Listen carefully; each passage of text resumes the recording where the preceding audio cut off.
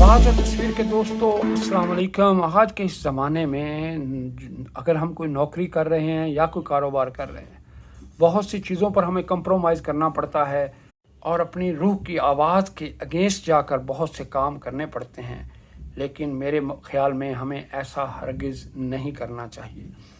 دوستو، اپنی روح کا سودا کسی بھی چیز کے ساتھ مت کرو۔ دوستو، یہ واحد چیز ہے جو تم اس دنیا میں لے کر آئے ہو اور صرف اسے ہی واپس لے کر جاؤ گے، اور اگر یہ بھی تم نے صاف شفاف نہ رکھی تو پھر واپس جا کر اپنے اللہ کو کیا منہ دکھاؤ گے؟